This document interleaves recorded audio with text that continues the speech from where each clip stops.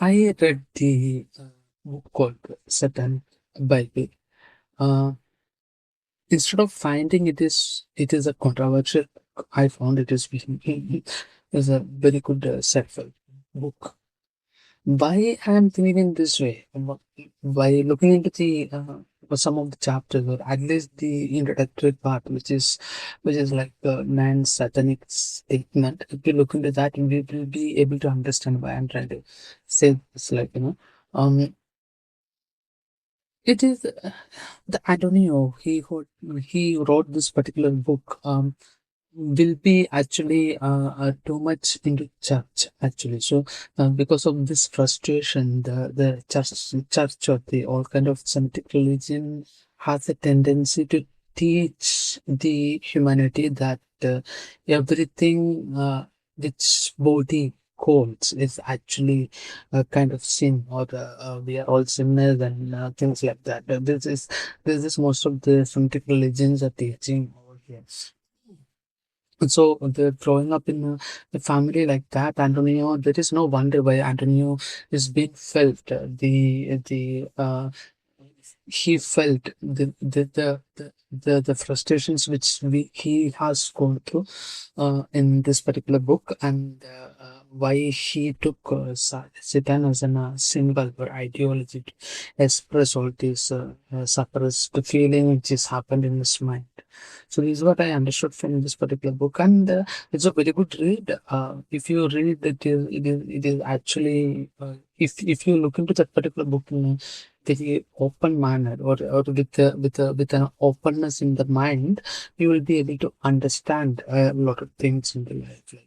So let's have a look into some of the chapters of the first introductory part, which is called the nine satanic statement in this particular book. And the devil's Bible is totally different from the Bible. It's definitely a self-help book, and if you go through that, it will actually help you to understand a lot of things. Okay, so now let's have a look into the some of the chapters of this particular book. So in the first chapter, the nine satanic statement, that the first one, what he is talking about is this.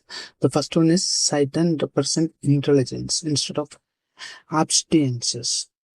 So this is a commentary which he is saying, it's definitely needed and open minded in order to look into this particular book.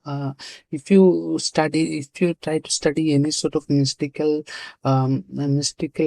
experiences, or if you are trying to go for any sort of mystical experiences, it is essential to have an open mindedness in order to look into all this kind of thing. So the first sentence is like this: Satan represents intelligence instead of abstinences. Then the when we come to the second one, Satan represents vital existence instead of spiritual pipe dreams.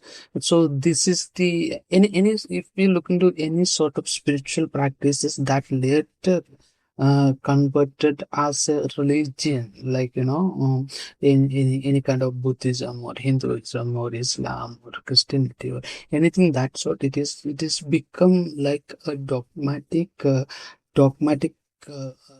dogmatic exercise for the mind and body, or all kind of things, any sort of theology, any sort of philosophies around that, any sort of occult practices around that. Everything has been designed in a way to convert a dogmatic lifestyle. So this is what he is actually trying to say over here. Satan represent a vital existence instead of spiritual pipe dreams. So any kind of dogmatic ideology will actually let you to take away from the actual experiences by means of existence which we can actually get.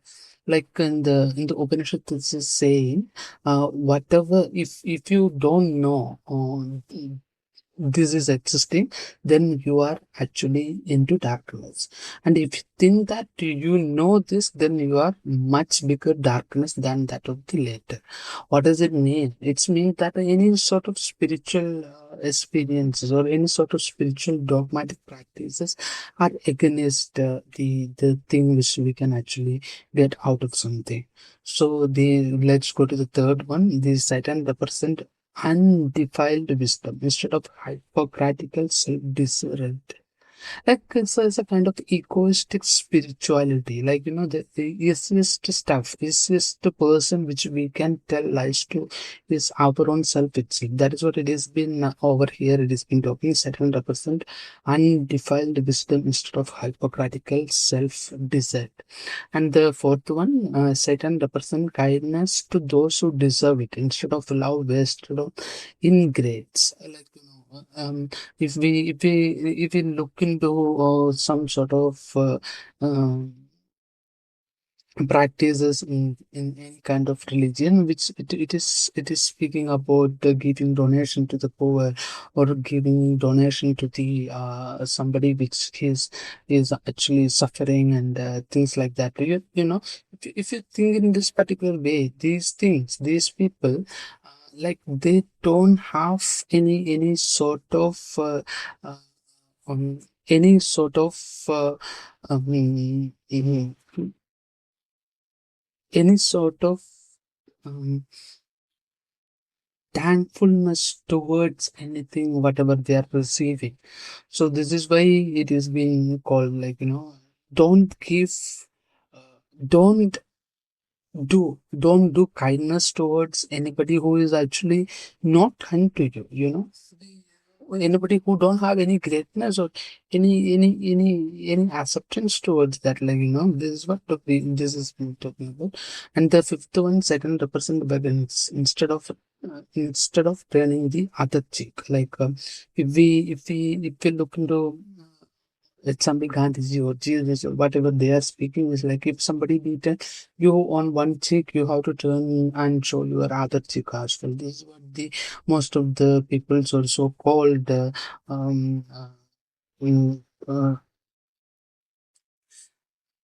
so called the godly nature, also called the so called the great people or the saint people, that, like, this is what they're teaching. So this is what he is saying. Don't do that. Like, that it is highly logical, actually. Like, and the sixth one, Satan represents responsibility to the responsible instead of concern for the psychic vampires. So those who comes towards us in order to get something from you, or if you have something, the people will come around you, in the hope of that you will be giving them something.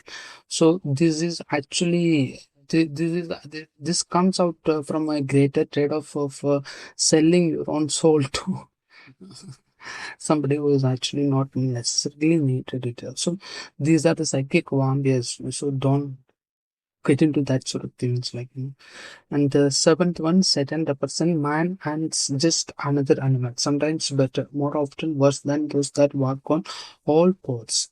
Who, because this divine spiritual and intellectual development has become the most vicious animal of all.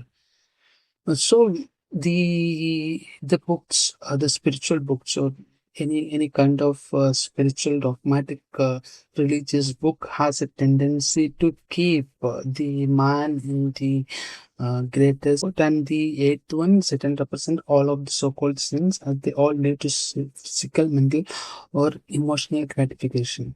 So anything which is been called as sins or anything that sort, which is related to physical, mental, or emotional gratification. Like, if you control your body or your emotions, generally, the other things is being speaking, like, if